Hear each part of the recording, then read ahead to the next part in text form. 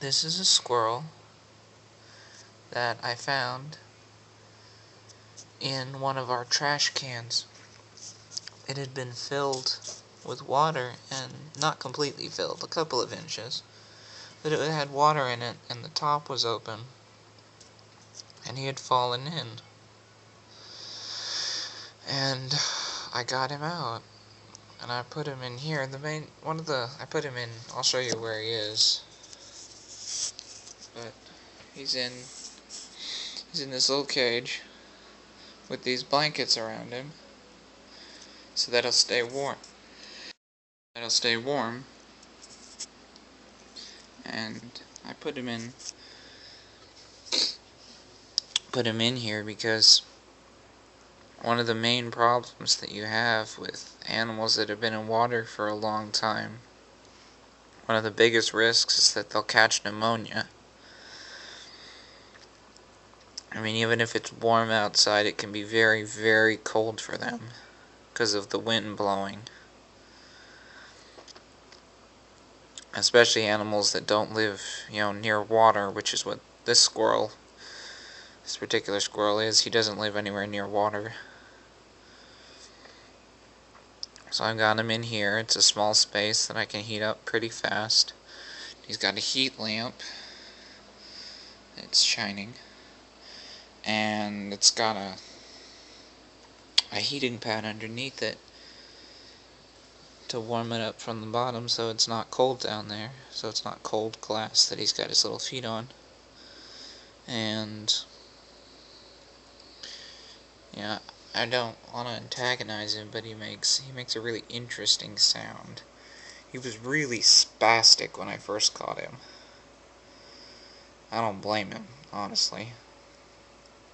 Considering he's a wild squirrel, he's never really had much contact with humans. And about the best contact he's had has been, from treetops. He just, look but don't touch. He's never been near him. Which, in my opinion, is very good for his survival.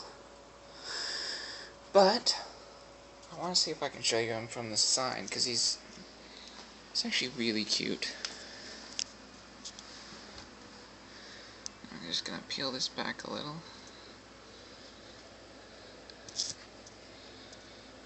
He's got that one eye closed, because it's up against glass. I thought he was asleep at first, but he's not.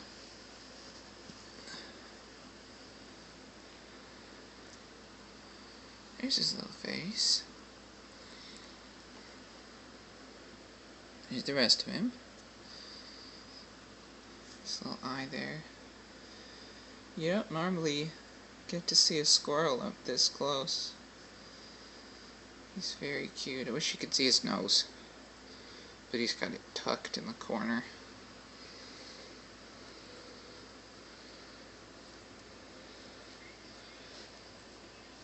I'm going to see if I can show you him from the other side. And I'm going to pause it so it doesn't take quite so much time. There he is. There he is.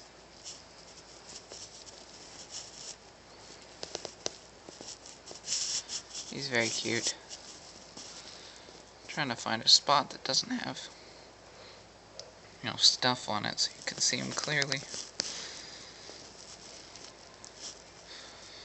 But, there's little spots and stuff all over the...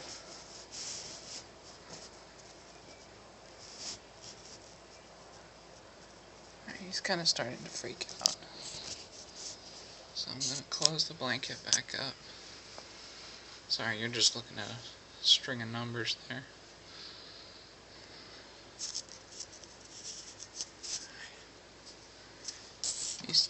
He's starting to get a little spastic. I'm trying to be quiet, but I guess I'm not being as quiet as I thought.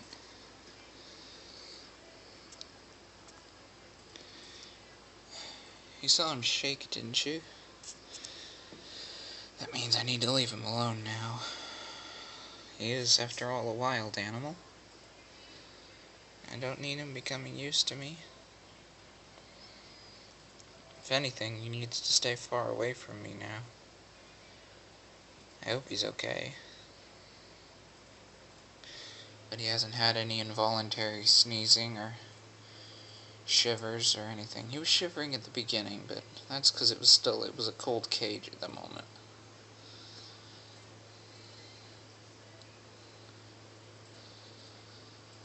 I don't know why he's in the corner here with his nose jammed in.